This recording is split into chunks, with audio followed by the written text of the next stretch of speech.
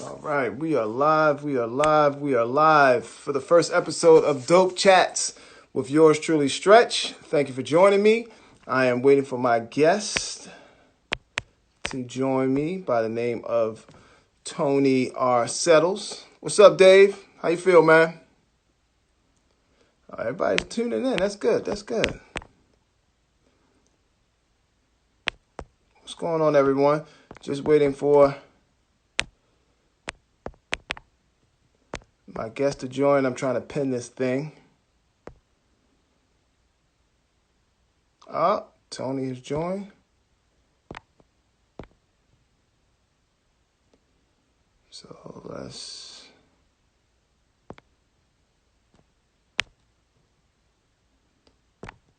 get her in here.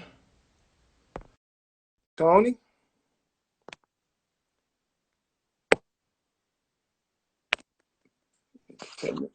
Toni, what's up? Hey, what's going on? All is well. Thank you. Thank you. Thank you so much for joining me for the first episode of Dope Chats with Stretch.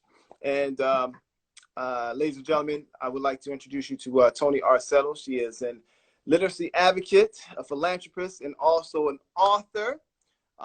And she is super dope, and I'm super excited that she is here tonight with us on our first episode of Dope Chat. So, Toni, how are you? I'm doing well tonight. I'm safe. I'm in a good place. So thanks for asking and thanks for having me on your show. Oh, no doubt, no doubt. So, with that being said, let's talk about like how have things been going with you throughout this period of quarantine? Like, what have you been doing? So I will say things have definitely slowed down, but it's given me the opportunity to kind of like regroup, rebrand, think of some ways to create some literacy initiatives and get my book out there more, get more Right. exposure. What about so I know you have a family. I know you have kids. So what have like you and the kids been doing throughout this period? Oh, just trying to not So the first couple of weeks of quarantine was just marked with home learning. I'm not gonna lie, third week, fourth week, I'm kind of checked out. It's more of a homeschool type of deal and not home learning. So it's kind of like learn as we go. If I'm in the kitchen cooking, hey boys, come in, let me show you measurements, that type of thing. So yeah. we've also been keeping busy by going on walks. There's a trail down the street from my house that I never knew was there. Oh wow. Yeah, so well, that's dope. Definitely appreciating the neighborhood. That's dope. That's dope. How old are your kids?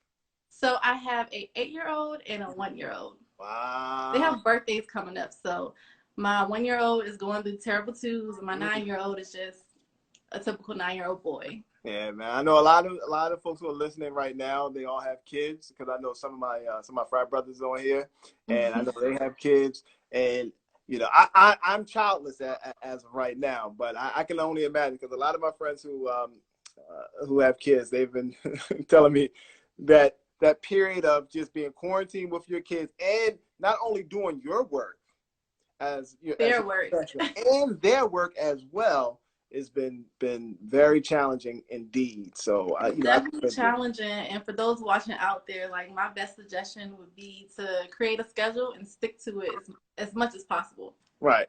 So create time for yourself, create time for your children to be learning, and then afternoons clear up your schedule for like family time. How many bottles of wine have you been through? So I mean, I feel like I just need to go ahead and buy some stock and some wine because I'm keeping them in business. Yeah. I can only imagine. I can only imagine. That is cool, man. But so let's talk about you as an author. What prompted you to get into the field of writing children's books? Oh yeah, absolutely. I always loved literacy. I always loved literature reading. That was always a big thing for me, and I wanted to just create something that my son could have after I've gone on to the other side. So I wanted to give him like legacy. At the time, I only had one child. So my book is it's a book series. It's called Andrew in the Time Machine Closet. It's inspired by my firstborn. He's very inquisitive, very precocious, ask 1,000,001 questions all day, every day. So Andrew, he's a time traveler, and he goes back into time and he learns about historical places and people in a fun, engaging, and fantasy type of way. Uh, So it's a lot of different angles to the book. I wanted to honor my son initially, but I also wanted to give children a fun way to learn history. and not to only mention, Andrew is also African American. Yes. So that also adds more incentive for especially for young black children out there and young black boys to want to read, to pick up and understand that there's so many different stories out there, and just the imagination and the wonderful things that they can learn by reading. And how was your when your son was able to read the book? How receptive was he to reading it? He's so excited. Like, he's like a superstar in his school. Like, I do a lot of visits there, and they're like, Andrew's mom and Andrew. So when he first saw the book and saw himself, it was just an amazing reaction. That's dope. That's dope. And what about so you say it's a series. So how far along will you take the character? So right now I'm at 2 books. He's in Africa in both books, and he meets Queen Candace in the second book and Mansa Musa in the first book. Mm-hmm. But I want to start thinking about, like, I'm currently doing research. I want to kind of start thinking about other areas that he could visit in the world, Mm-hmm. and historical figures with significance. So That's dope. I'm That's researching. dope. I'm not sure how many more books I want to add to the series. Definitely one more. Right. So, yeah. but outside of, okay, so when you're done with the Andrew series, will you continue to focus more on children's books and like create something different, or go in another direction, or will you go with? so I've been writing short stories during this quarantine. Okay. And my favorite author is Octavia Butler. Mm-hmm. I'm not sure if you're familiar with her work, but she pinned like the genre of Afrofuturism. So I really want to kind of create stories similar to hers. And Andrew in the Time Machine Closet is kind of similar to her genre, which, fantasy, time travel, superpowers. And her books highlighted Black people or Black characters in this realm. You have Harry Potter, one of like the Mm-hmm. highest grossing books and film ever created, and you don't have a Black face to it. And Black children and Black adults enjoy that genre as well. Which is odd to me because they're Black people in England. Now, I don't know about that time period, Right. But no, actually, there were Black people around there. That's just crazy. There absolutely were. Yeah, that's mind-boggling to me. It's kind of like when you go back and if you ever watch like Game of Thrones, like they only had like 2 Black people there. I'm like, come on, man. Right. I digress. Historically, we know that they were there and their presence were there. So. Yeah, I digress. Whenever you can make certain characters a little bit more lighter than what they were supposed to be in real life. Right. Anyway. That's why telling these stories are important, and getting these stories in the minds of children when they're young is important, whether they're white, Black, whatever. Like, children need to know that Black people had a presence all over the world, and every time frame is important. So as you as a child, like, what were some of your favorite books that you enjoyed reading, or at least some of your favorite authors? Let's see. Omar Tyree. It's so cliche. I will tell you this. Omar Tyree is probably one of my favorite authors of all time. Really? A Do Right Man was a book that was given to me when I was a senior in college. Okay. When I was, starting my radio career. And that was it was a catalyst that helped me write my book. Okay. So man, I love that dude. He can't do no wrong by me, but I'll let you finish. I'm sorry. It's all good. Maya Angelou. Oh yeah. My all-time favorite. I probably read every book that she's written, and those are just I was reading these books as 9-10-year-old. I was never really into like children's book, believe it or not. Wow. I've always loved like Black literature. I remember reading The Color Purple at like 11 years old and just being blown away. So that's crazy because I know, like, in elementary school for me, I mean, there weren't really too many Black authors, and we're talking like in the 80s that were presented to me as a child to say, hey, this is some, of course they hit you with the Judy Blooms and the things of that nature, like characters that I could never relate to, but good stories. but nothing that I can relate to. So Right.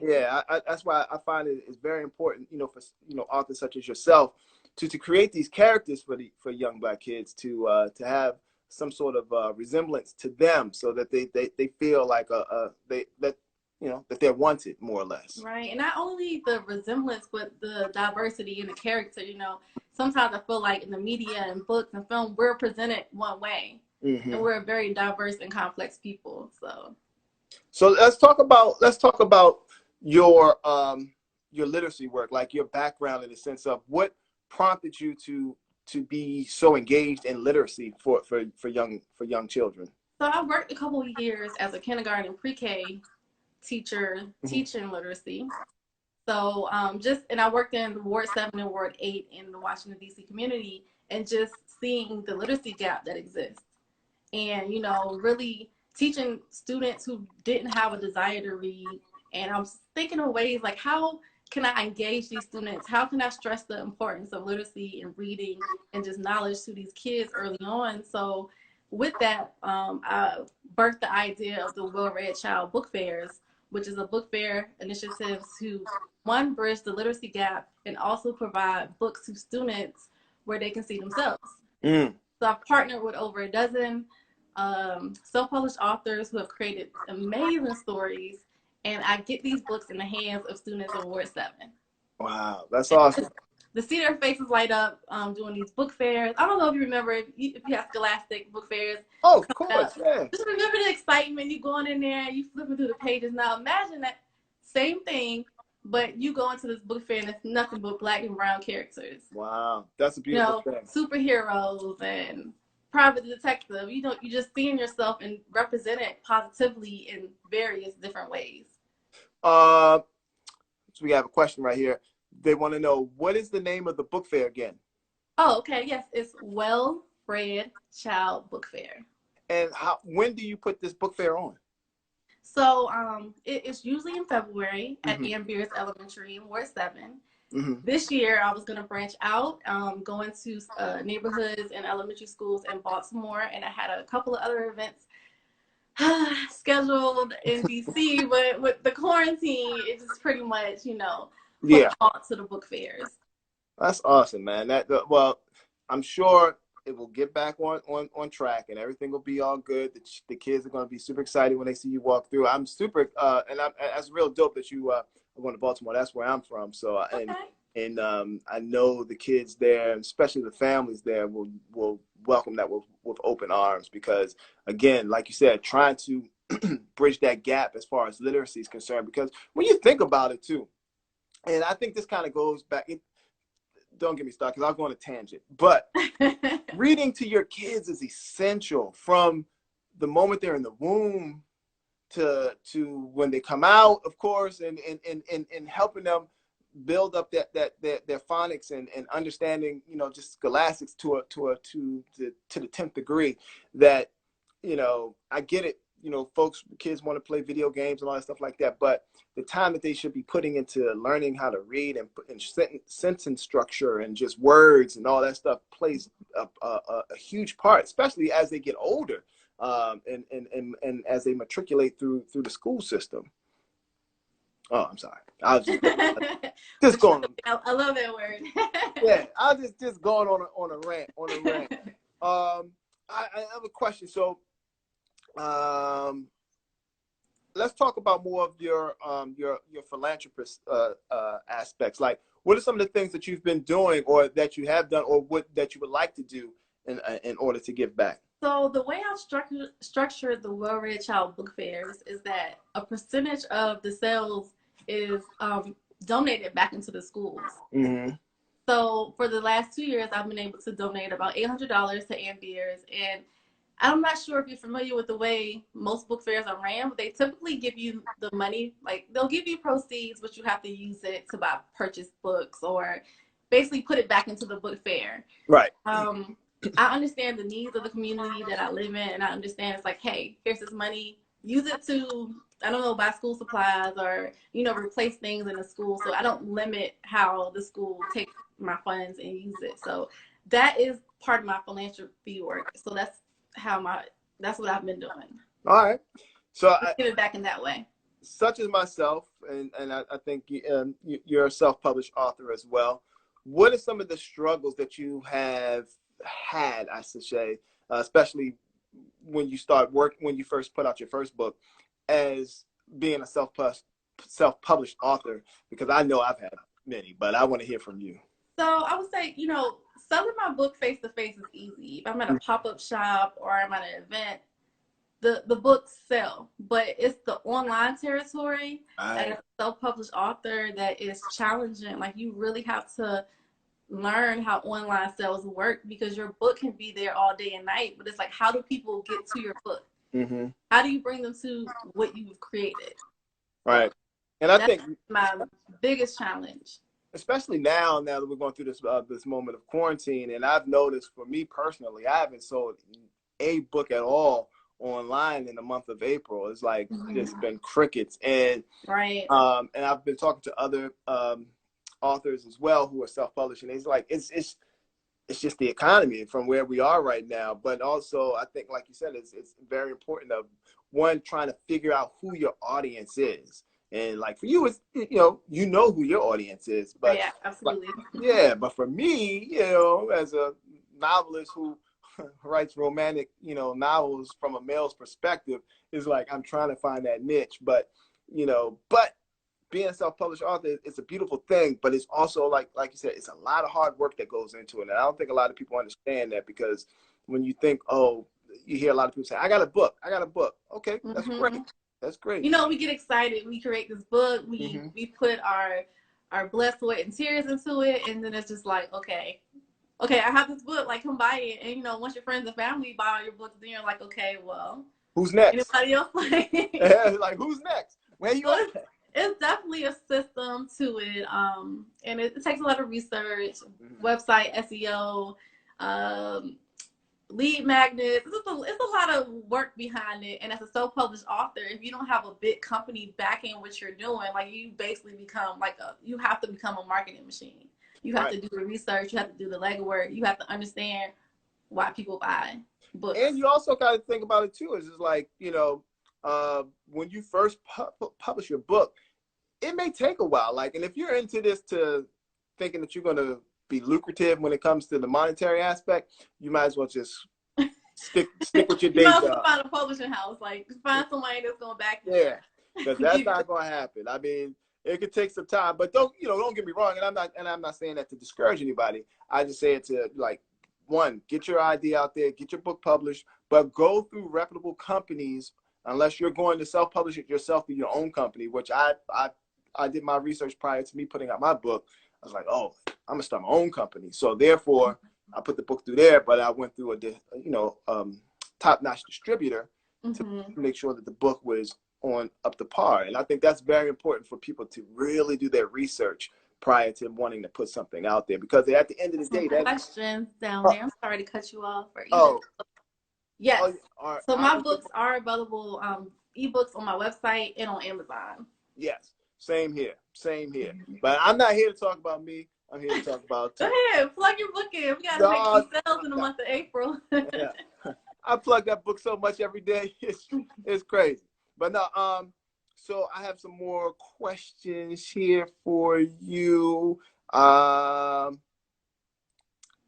Have you ever thought about, now that you've created your book and you have your series, what are some other, I guess, fulfillments that you're looking for from writing? I know we kind of spoke on it just a little bit as far as going into more of a fantasy world, but do you have any ideas, or not ideas, but any inkling to kind of jump into more of a novels or things of that nature, or you want to stick with children books? I would love to start venturing off into novels, and right now would be the best time, because I have nothing but time to, when I'm not home schooling and trying to keep my sanity. I have nothing but time to write books. But before I write a novel, I kind of want to tell my life story. So I've kind of been, on the fence with that. All right, that's what's up. What in the sense of from childhood up to current base, or? So I would say probably the childhood up to 30. Okay. So yeah, I'll be 33 this year. You lying, girl. Stop lying. You're about 22. Thank you, thank you. Hey, I know how to play my cards right. Well, that's what's up. So, well, give us like a little brief, trip through your background. So my father was in the military. Mm-hmm. I grew up in Norfolk, Virginia, Southeast DC, Jacksonville, Florida, were the three places that I lived. Met a lot of people, done a lot of things, traveled. So I just kind of want to highlight some of my struggles. I have two children. My oldest son's father is incarcerated. He's been incarcerated for 8 years now. He has a 10-year sentence, and just kind of just dwelling in some of the struggles that I've been through as a woman, as a single mother, as a mom, raising two Black sons in America with the current climate. It's just a lot to share, and I think sharing my story could help someone else. Man, write that book. I'm telling you, that's that's awesome right there, because I think that your history or your story will speak volumes to many folks out there right about now, especially a lot of women who are single parents as well. So write that story. Get it out there. I'm getting on it. I'm gonna get to it. Get it on. Get it going. So as I was doing some research on you, I noticed that you have ventured into the holistic ways of living. Talk to me and talk to the folks. Yeah, so I am a Jane of all trades. I'm actually certified holistic nutritionist, and I truly believe in the power of herbs and just healing your body and your mind through your diet. So lately, I'm not gonna lie, I kind of fell off the wagon a little bit. I have my times when I'm a really strict vegan. I'm not consuming dairy. I'm not consuming wine. I'm pretty much following Dr. Sebi's way of life, and then I smell that fried chicken. Come on, don't let the caramel do it to you now.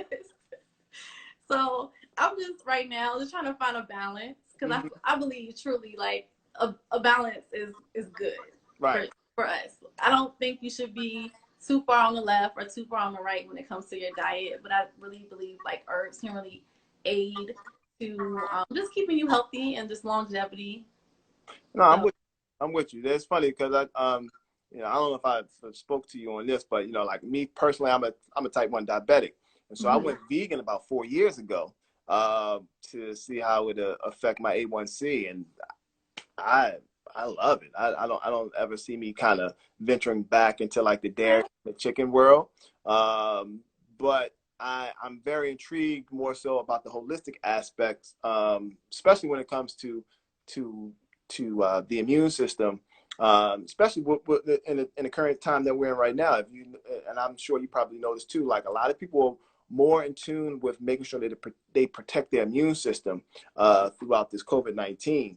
Are there certain things that you may suggest for folks to possibly partake in to help build up their immune system? Oh yeah, absolutely. Our immune system is directly tied into our mental health.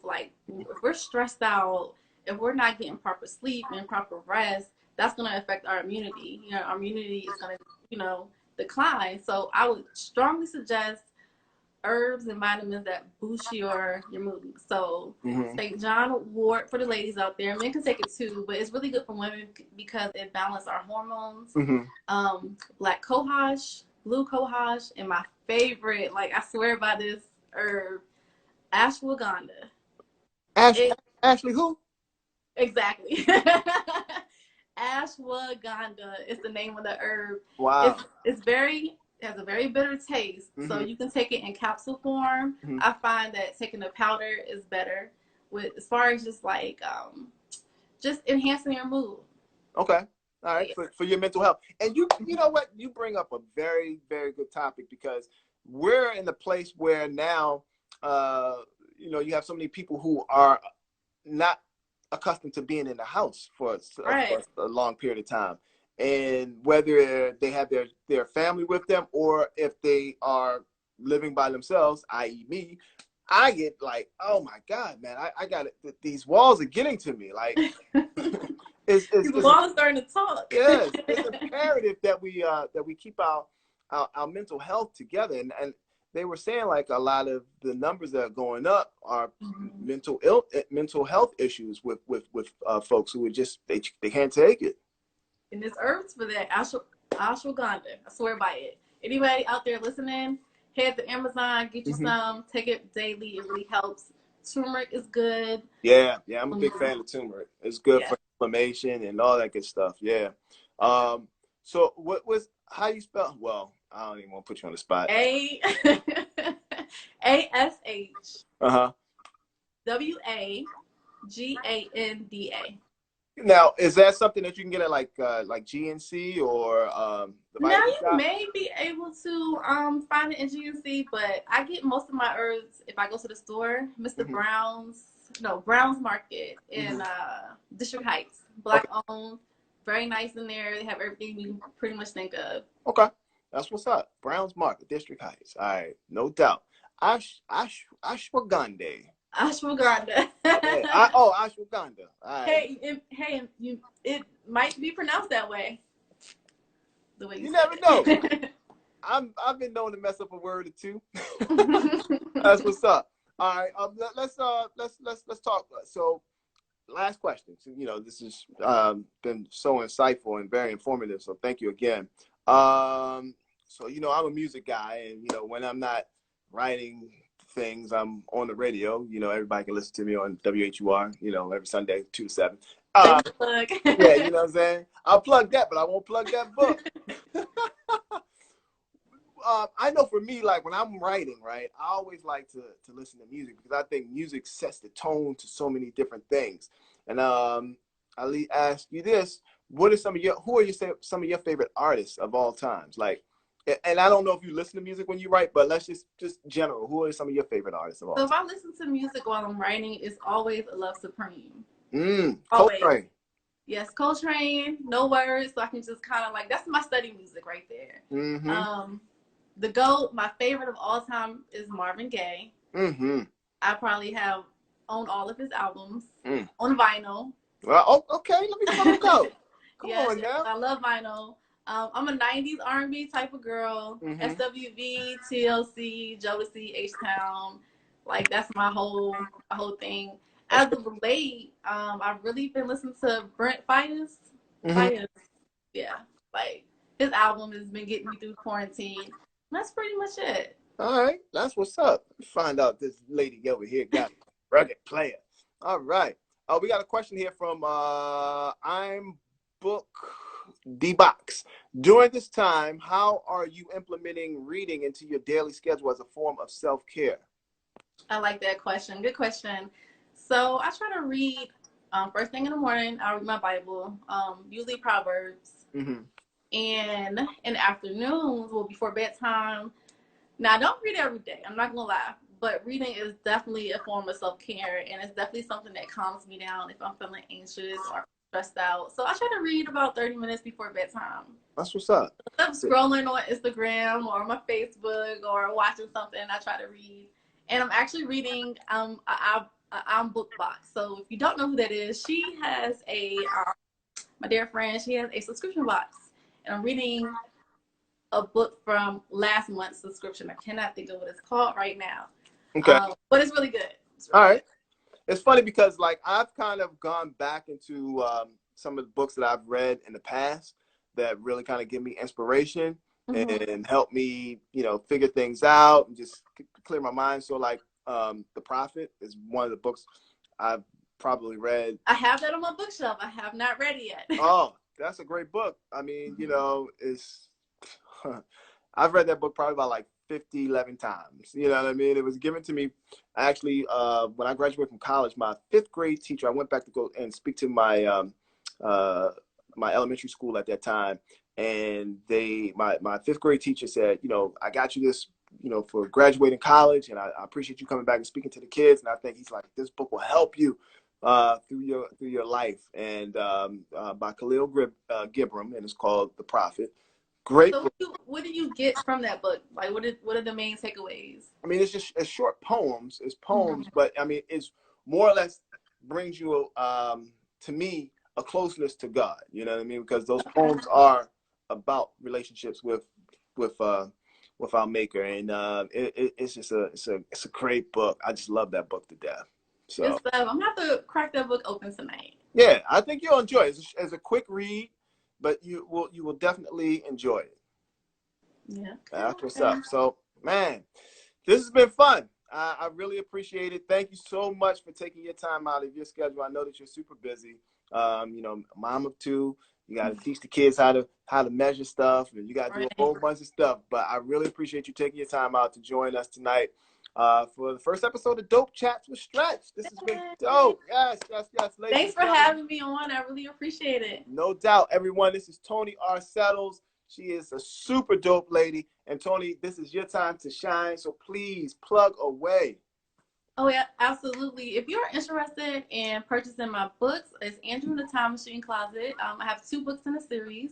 You can get those books off my website, ToniRsettles.com. And if you are big into literacy children's book, I have an online bookstore. It's called Well Read Child Book Fair. You will not be disappointed. Tons of amazing books that uplift, inspire, and motivate the whole child. So thank you all for tuning in. That is, you can learn more about me by visiting my website. If you're interested in self-publishing, I also do consultations. I will help you along your self-publishing journey. So if you're ready, you're serious, you're ready to write that book, hit me up. That's what's up. Thank you once again, Toni. I really do appreciate this. This has been very informative, and I think everyone out there has definitely taken something away from this, and hopefully you will all take that and put it into your daily methods of whatever it is that you're trying to do with yourself, if you're a writer or if you're thinking about writing. So once again, thank you for joining. It's Dope Chats with Stretch Garrett. That's me. That's Toni R. Settles. Pick up her book immediately. All right. Thanks again, everybody. Take care.